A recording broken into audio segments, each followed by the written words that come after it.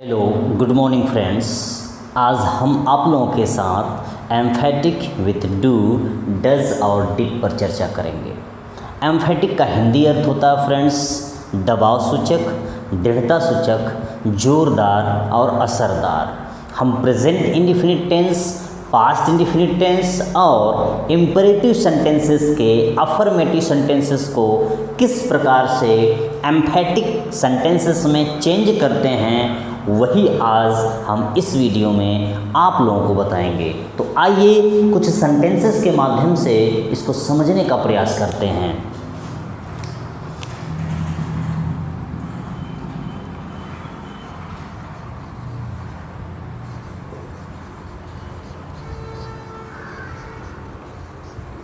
ये आपका हो गया first, Ram reads his book. Second,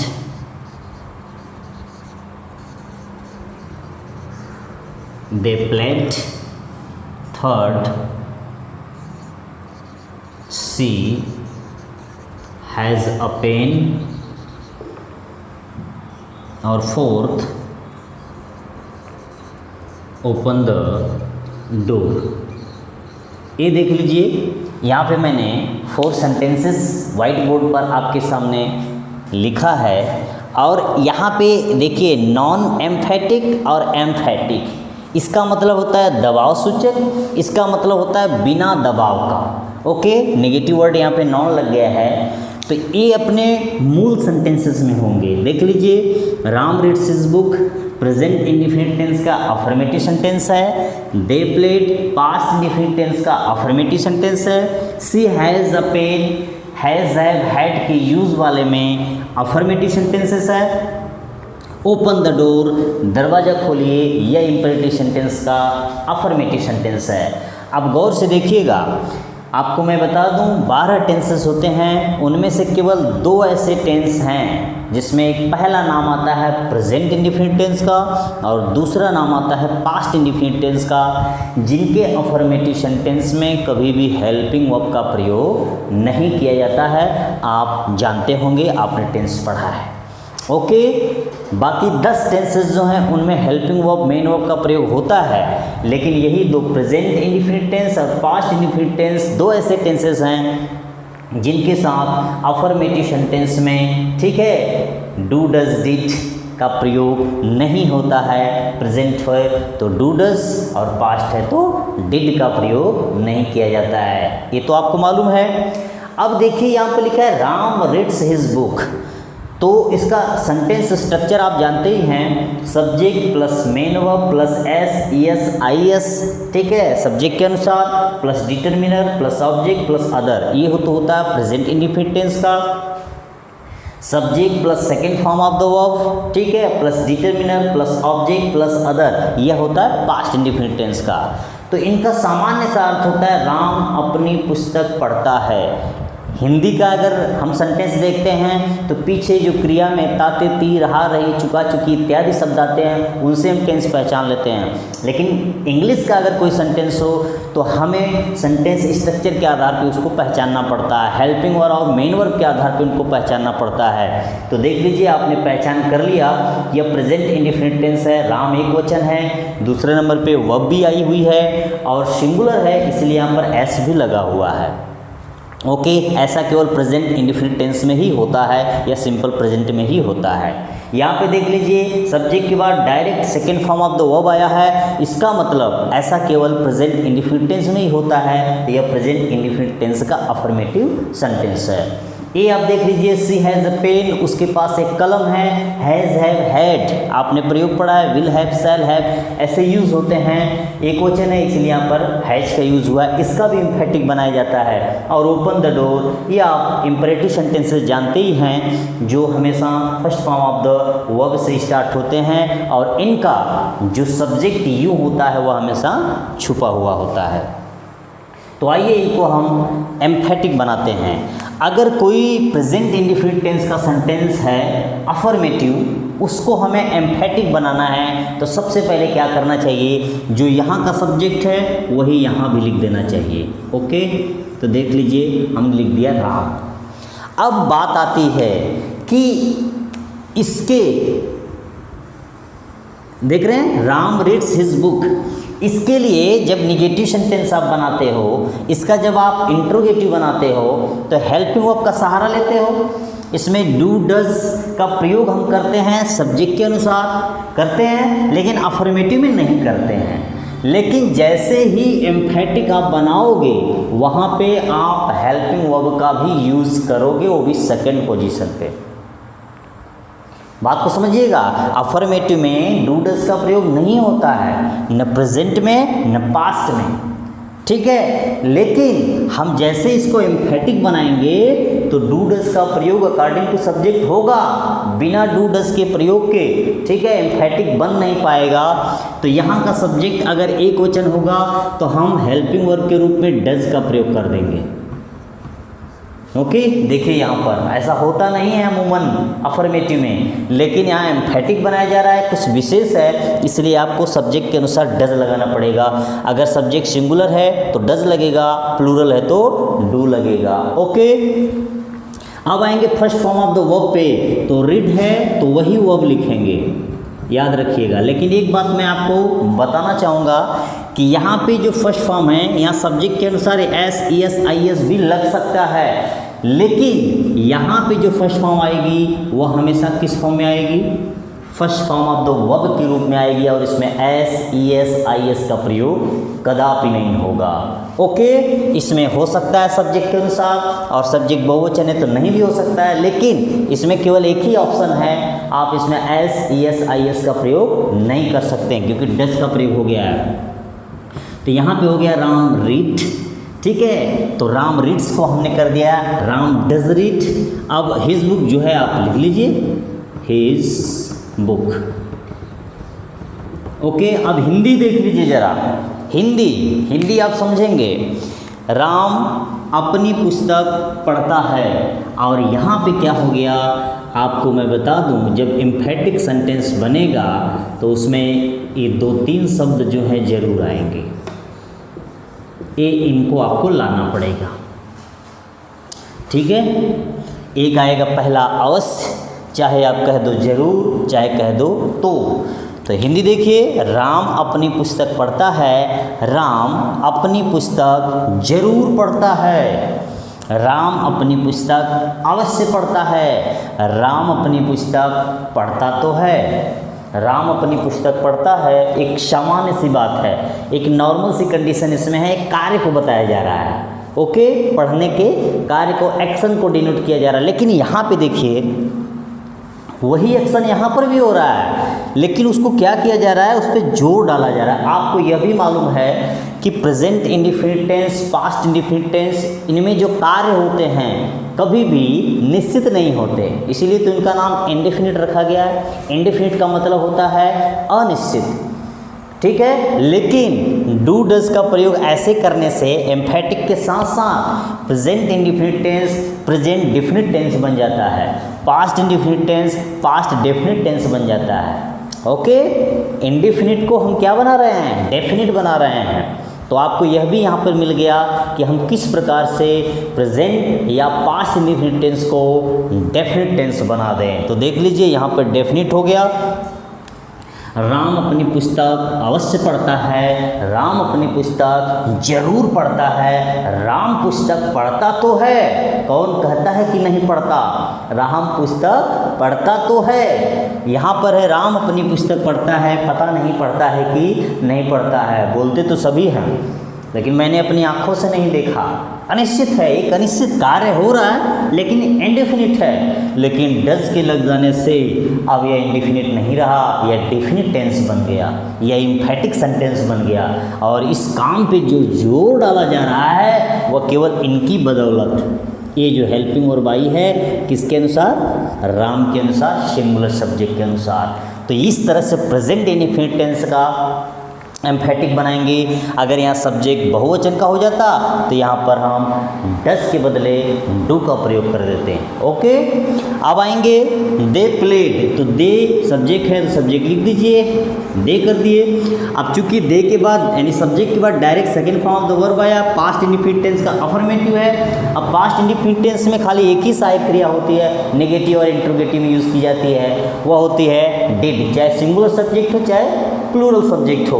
तो यहाँ पर चूंकि नेगेटिव तो हम बना नहीं रहे हैं, इंट्रोगेटिव तो बना नहीं रहे हैं, हम एम्फेटिक बना रहे हैं, तो इसकी ज़रूरत पड़ेगी, इसलिए सेकंड पोजीशन पे डिड का प्रयोग कर देंगे। एक चीज़ ये भी बता दूँ, जैसे ही डिड का प्रयोग करोगे ये जो सेकंड फॉर्म है वो किस फॉर्म में चला जाएगा, फर्स्ट फॉर्म में।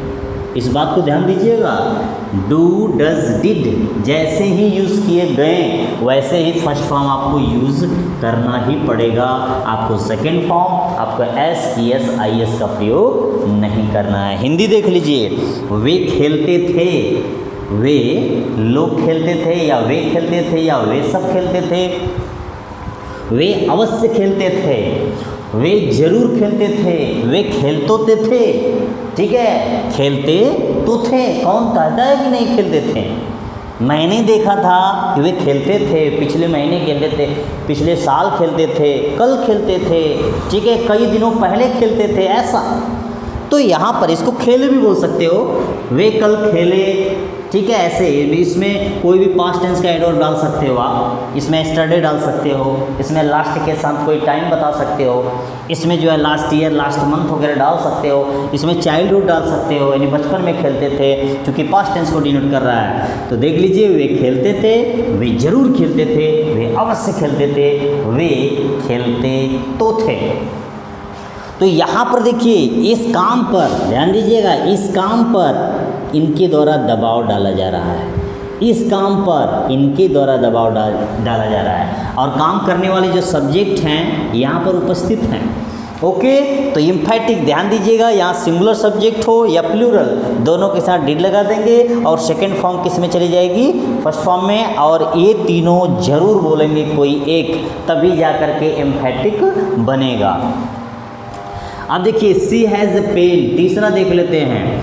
हैज़ हैव हैड का यूज़ है, आप भी जानते हैं, आप यह भी जानते हैं कि ये जो हैव होता है, हैव का हिंदी आप भी जानते हैं कि रखना होता है, या आप भी जानते हैं कि पास होना, पास होना मतलब अधिकार में होना, अधिकार में होना, अधिकार में होना, ये इसकी हिंदी होती है।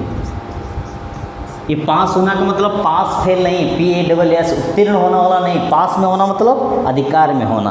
तो ये हैव जो होता है first form of the verb होती है, तो ये first form of the verb है, ध्यान दीजिएगा। इसका प्रयोग हेल्पिंग वर्ब के रूप में भी किया जाता है, मेन वर्ब के रूप में भी किया जाता है। आप जानते ही हैं, हैज़ हैव हैड, हैज़ है प्रेजेंट परफेक्ट टेंस की, हैड पास्ट परफेक्ट टेंस की सहायक क्रिया होती है, और इनके साथ आप भी जानते हैं कि जब पास्ट परफेक्ट होगा तो क्या लग जाएगा, थर्ड फॉर्म लग जाएगा, या has been, have been, had been लग जाएगा, किसमें, पैसिव वॉइस में, और उनके साथ थर्ड फॉर्म लग जाएगा, तब भी यूज़ किया जाता है हेल्पिंग वर्ब के रूप में। लेकिन यहाँ हेल्पिंग वर्ब नहीं है, यहाँ मेन वर्ब के रूप में आया है। ये जो हैज़ देख रहे हैं ना, यहाँ इसकी तरह यूज़ किया गया, इसकी तरह यूज़ किया गया, क्योंकि सी एक वचन है इसलिए यहाँ पर हैज़ आया है। अगर यहीं पे दे आ जाता, वी आ जाता, आई आ जाता, तो वहाँ पे क्या आता, हैव आता। ओके, लेकिन इनका भी हम जब एम्फेटिक बनाते हैं तो किस प्रकार से एम्फेटिक बनाते हैं देख लीजिए। ये हिंदी अगर देखेंगे, उसके पास एक कलम है, वह एक कलम रखती है, उसके अधिकार में एक कलम है, उसकी एक कलम है, ऐसा इसकी हिंदी होती है। तो वह एक कलम रखती है, देखो प्रेजेंट इंडेफिनिट टेंस आ रहा है, वह एक कलम रखती है। अब ये जो हैज़ देख रहे हैं, यह ESSIS वाला फॉर्म है, ध्यान से देखिएगा। अगर बहुवचन होता तो हैव लगा देते हैं, जो बिना SESIS वाला फॉर्म होता है। तो इसका जब बनाएंगे तो लगाएंगे सी। अब चूंकि सी सिंगुलर है तो इसमें सहायक क्रिया कौन लगेगी, डज। अब जैसे ही डज लगेगा, ये वाला जो हैज़ है वो फर्स्ट फॉर्म में चला जाएगा। अभी मैंने बताया हैज़ का फर्स्ट फॉर्म क्या होता है, हैव होता है। जैसे गोज का फर्स्ट फॉर्म क्या होता है, गो। रन्स का फर्स्ट फॉर्म क्या होता है, रन फर्स्ट फॉर्म तो ये भी है, रन्स भी फर्स्ट फॉर्म है। मेरे कहने का मतलब है बिना SIS वाला। ओके, तो सी डज हैव, अब यहाँ पे लगा दिया अ पेन है तो इसको कर दीजिए अ पेन। देखिए इसकी हिंदी है वह एक कलम रखती है, उसके पास एक कलम अवश्य है, या वह एक कलम अवश्य रखती है, उसके पास कलम है। तो यहाँ पर तो लगा दीजिए, उसके पास कलम है तो कौन कहता है कि नहीं है, वह एक कलम अवश्य रखती तो है। तो यहाँ पे जो शब्द लगा रहे हैं आप इसको, तो ये इस क्रिया पर जोर डाल रहा है, जो कि किस फॉर्म में आई हुई है, फर्स्ट फॉर्म में। तो देख लीजिए यह भी प्रेजेंट टेंस है, कर्ता के अनुसार डज लगाया गया, ये भी प्रेजेंट टेंस है, ये भी प्रेजेंट टेंस है, हैज़ है प्रेजेंट टेंस को डिनोट करता है, हैड पास्ट टेंस को डिनोट करता है। तो सी डज हैव अ पेन, वह एक कलम रखती तो है, उसके पास एक कलम अवश्य है, उसके पास एक कलम जरूर है। तो इस प्रकार से अगर ये हैड हो जाएगा, सी हैड ए पेन, तो हो जाएगा सी डिड हैव। ध्यान देना चूंकि पास्ट टेंस हो जाएगा तो सी डिड हैव अ पेन, ऐसे हो जाएगा। अब आते हैं इम्पेरेटिव सेंटेंस पे। इम्पेरेटिव सेंटेंस आप देख लीजिए, इम्पेरेटिव सेंटेंस हमेशा first form of the verb से स्टार्ट होता है, इसके बाद डिटरमिनर और ऑब्जेक्ट आ सकते हैं। इनकी खासियत होती है कि इसमें सब्जेक्ट यू, जो इनका सब्जेक्ट यू होता है वो हमेशा अंडरस्टूड होता है, छुपा हुआ होता है। पिछले वीडियोज़ जो इम्पेरेटिव सेंटेंसेस पे बनी हुई हैं उनमें आप देखे होंगे। तो अगर हमें इनको ध्यान दीजिएगा, अब ओपन हम इसमें एस भी नहीं लगा सकते, ING भी नहीं लगा सकते, ES भी नहीं लगा सकते, IS भी नहीं लगा सकते। कारण क्योंकि ये जो सब्जेक्ट होता है यूँ हमेशा बहुवचन होता है, और बहुवचन के साथ बहुवचन की क्रिया का प्रयोग किया जाता है, इसलिए फर्स्ट फॉर्म में आती है। ओके, लेकिन अगर इसका हमें एम्फेटिक बनाना पड़े तो क्या करेंगे, कुछ नहीं करेंगे, बस सामने। अब चूंकि सब्जेक्ट जो यू होता है वो हमेशा बहुवचन होता है और इनका सब्जेक्ट हमेशा यू होता है, इसलिए इस यू के अनुसार हम कौन सी हेल्पिंग वर्ब लगाएंगे, डू लगाएंगे, डज नहीं लगा पाएंगे। ध्यान दीजिएगा क्यों, क्योंकि डज लगाएंगे तो वह सिंगुलर हो जाएगी, ये प्लूरल हो जाएगा। डिड लगा ही नहीं, क्योंकि डिड इसलिए नहीं लगा पाएंगे क्योंकि यह टेंस को डिनोट नहीं करता। इम्पेरेटिव सेंटेंस भाववाचक एक आज्ञासूचक वाक्य होते हैं और इनमें सलाह, सुझाव, परामर्श, अनुमति, निवेदन इत्यादि किया जाता है। इनसे टेंस की पहचान नहीं होती है। चूँकि यू बहुवचन होता है इसलिए इसके लिए हम सहायक क्रिया डू नॉट का प्रयोग करके, ठीक है, निगेटिव बना देते हैं, जिसको आप डोंट करते हो। ठीक है, ये प्रेजेंट इंडेफिनिट टेंस की है। देखो don't go there, don't abuse, don't make a noise, ऐसा यूज़ करते हो। तो यहाँ डजंट क्यों नहीं हुआ, डोंट ही क्यों हुआ, इसलिए हुआ क्योंकि डू जो होता है बहुवचन होता है और ये किसके लिए आया है, बहुवचन कर्ता के अनुसार आया है। इसीलिए हम अगर इसका एम्फेटिक बनाएंगे तो सबसे पहले क्या लगा देंगे, डू, यहाँ पर लगा देंगे ओपन द डोर। देख लीजिए, इसका मतलब है दरवाज़ा खोलो, इसका मतलब है दरवाज़ा जरूर खोलो, दरवाज़ा अवश्य खोलो। ओके, तो ये जो वर्ब लगी है ये किस पे जवाब डाल रही है, ओपन पर, और इसका जो करता है कौन छुपा है, यूँ। देख लीजिए इनकी तरह हो गया, subject does and helping verb, subject does and helping verb, subject and did and helping verb, तो सब्जेक्ट डू हेल्पिंग वर्ब। लेकिन इसको लिखेंगे नहीं, इम्परेटिव में इसको दिखाते नहीं हैं। तो अब बस इतना आप समझ जाइए कि हाँ, अगर ऐसे कहीं आ जाए, आपके मन में आ जाए कि सर अगर पहले से ही डू आया हो, जैसे मैं 5वां लिख दूँ, डू योर वर्क, अगर ऐसे कहीं आ जाए तब क्या करेंगे, तो ये मेन वर्ब है, ये मेन वर्ब के रूप में आया है, करना के रूप में। तो अगर इसका इम्परेटिव बनाओगे तो ऐसे बनेगा, डू योर वर्क। अब 2 बार यहाँ पर लगाना पड़ेगा, यहाँ पर डू 2 बार लगाना पड़ेगा। तो ये जो डू होगा यहाँ पे डू क्या है, हेल्पिंग वर्ब, और ये पे क्या है, यहाँ पे मेन वर्ब। ये इम्फेटिक का काम कर रहा है, इम्फेटिक वर्ड का काम कर रहा है। दबाव डालने के लिए यहाँ पे डू का प्रयोग किया गया है। ये हेल्पिंग वर्ब है, ये मेन वर्ब। यहाँ पे देखिए helping verb, helping verb, helping verb, helping verb, तो 2 बार लग सकता है, कोई प्रॉब्लम नहीं है। तो ये हो जाएगा अपना काम करो, इसका मतलब हो जाएगा अपना काम अवश्य करो। ओके, तो इस प्रकार से बनाते हैं। कुछ इस प्रकार से भी सेंटेंस अगर आ जाए, आपके दिमाग में आए कि कुछ ऐसे भी सेंटेंस अगर आ जाते हैं, सपोज दैट जैसे मान लीजिए आ गया प्लीज़ हेल्प मी, ऐसे। तो अब क्या करें, क्योंकि मेन वर्ड तो शुरू हुआ ही नहीं, प्लीज़ आ गया तो कोई दिक्कत नहीं है, ठीक है। ये जहाँ वहीं छोड़ दो, प्लीज़ डू हेल्प मी, कोई प्रॉब्लम नहीं है। अगर किसी प्रकार के शब्द आ जाते हैं, जैसे प्लीज़ आ जाता है, ठीक है, काइंडली आ जाता है, ऐसे शब्द अगर आगे आ जाएं, आते हैं, जैसे कृपया मेरी मदद करो या हेल्प मी प्लीज़, ऐसे आ जाता है, तो ये जहाँ पर है उनको वहीं छोड़ देते हैं। और आपको करना क्या है, ये जो first form of the verb है उससे पहले क्या लगा देना है, डू नामक हेल्पिंग वर्ब लगा देना है। ये नहीं कि अब आया प्लीज़ हेल्प मी तो डू प्लीज़ हेल्प मी, ऐसे गलत हो जाएगा, ओके, ऐसे नहीं लगाना है। प्लीज़ है, काइंडली है, जो इस प्रकार के शब्द आते हैं इनको यहीं छोड़ दो, जो मेन वर्ब की फर्स्ट फॉर्म है उसी के पहले यहीं पे हेल्पिंग वर्ब लगा दो। तो इस प्रकार से जो है आपका एम्फेटिक बनाया जाता है। ध्यान दीजिएगा, अब इन शब्दों में जो यहाँ पर आप देख रहे शब्दों से सेंटेंस बने हैं, इन शब्दों में हर एक शब्द को मिलाओगे तो एक सेंटेंस बनेगा, और जब सेंटेंस का अर्थ निकालोगे तो एक सामान्य सा अर्थ निकलेगा। राम अपनी पुस्तक पढ़ता है, राम अपनी पुस्तक जरूर पढ़ता है, राम अपनी पुस्तक पढ़ता तो है, राम अपनी पुस्तक अवश्य पढ़ता है, वे खेलते थे, वे अवश्य खेलते थे, वे जरूर खेलते थे, वे खेलते तो थे, कौन कहता है कि नहीं खेलते थे।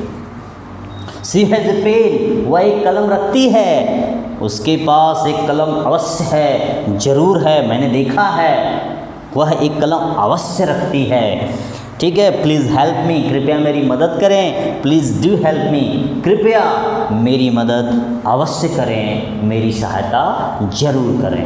तो इस प्रकार से ध्यान दीजिएगा, 3 चीज़ें याद रखिएगा किसी भी प्रेजेंट इंडेफिनिट टेंस के, पास्ट इंडेफिनिट टेंस के, ठीक है, अफर्मेटिव सेंटेंस को अगर हमें एम्फेटिक बनाना पड़े तो सब्जेक्ट के बाद सब्जेक्ट के अनुसार डू डज का प्रयोग प्रेजेंट में करेंगे, और उसके बाद just first form of the verb आएगी, जैसा कि यहाँ पे देख रहे हैं, only first form of the verb. और पास्ट टेंस में सब्जेक्ट के बाद डिड आएगा, ओनली डिड, दोनों कर्ताओं के साथ, एक वचन बहुवचन, और उसके बाद भी first form of the verb आएगी, ओके।